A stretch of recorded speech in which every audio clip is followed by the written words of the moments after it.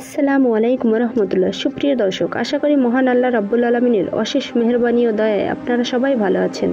জান্নাতে তো আমরা অনেক কিছুই পাবো, কিন্তু সবচেয়ে দামি সবচেয়ে মূল্যবান জিনিস কি চলুন জেনে নেই। জান্নাতে সর্বপ্রথম গান শোনাবেন হুরেরা, তাতে কেটে যাবে 70 বছর। জান্নাতি বাতাস গাছের পাতার সাথে মিলিয়ে অপূর্ব এক বাজনা সৃষ্টি করবে, আর জান্নাতের হুরদের সাথে সুর মিলাবে এমন মধুর বাজনা দুনিয়ার কেউ ইতিপূর্বে শোনেনি। সুরের মূর্ছনায় গোটা জান্নাত মুখরিত হয়ে যাবে।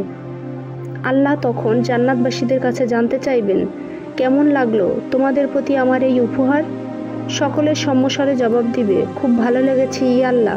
তখন আল্লাহ রাব্বুল আলামিন জিজ্ঞাসা করবেন, এর চেয়েও ভালো কিছু শুনতে চাও? জান্নাতবাসীরা জবাবে বলবে, হে আল্লাহ, এর চেয়ে ভালো কি আছে? তখন আল্লাহ বলবেন, আছে, এর চেয়েও ভালো আছে। এ কথা বলে আল্লাহ রাব্বুল আলামিন হযরত দাউদ আলাইহিস সালামকে ডাক দিয়ে বলবেন, হে দাউদ, এবার তুমি কোরআন তেলাওয়াত করে শোনাও। এখানে উল্লেখ করা যায়, দাউদ আলাইহিস সালামের কণ্ঠ এতই মধুর ছিল যে তিনি যখন তেলাওয়াত করতেন তখন সমুদ্রের মাছও মনোযোগ দিয়ে তার তেলাওয়াত শুনত। সুবহানাল্লাহ। আল্লাহর আদেশ শুনে দাউদ আলাইহিস সালাম বলবেন, হে আল্লাহ, আমার কণ্ঠ তো দুনিয়াতে ছিল জবুর শরীফে, আমি তো কখনো কোরআন তেলাওয়াত করিনি। আল্লাহ বলবে, তোমার কণ্ঠ আবার ফিরিয়ে দিলাম, এবার তুমি কোরআন শরীফ শোনাও। হযরত দাউদ আলাইহিস সালাম কোরআনের সূরা আর রহমান শোনাবেন, জান্নাতবাসী মুগ্ধ হয়ে শুনতে থাকবে। দাউদ আলাইহিস সালামের তেলাওয়াত শেষ হলে আল্লাহ রাব্বুল আলামিন আবার জিজ্ঞাসা করবেন, কেমন লাগলো? জান্নাতবাসীরা জবাবে বলবেন, মারহাবা, খুব ভালো লাগলো।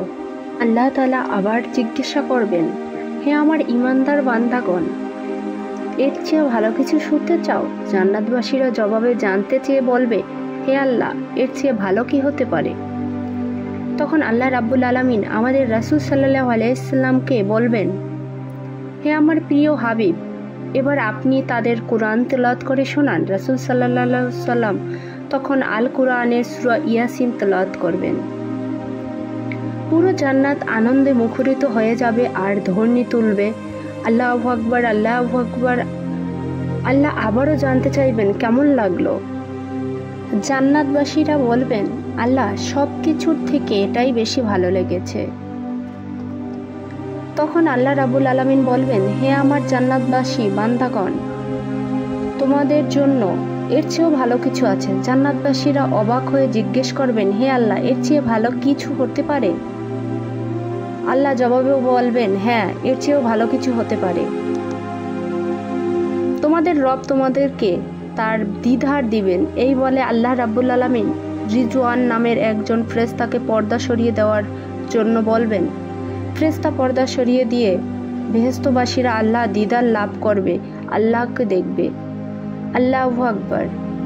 আল্লাহকে দেখার পর বান্দা অস্থির হয়ে যাবে। তখন জান্নাতের হুর কি, শরাব কি, নহর কি, ফল কি, সব কিছুকে মূল্যহীন মনে হবে।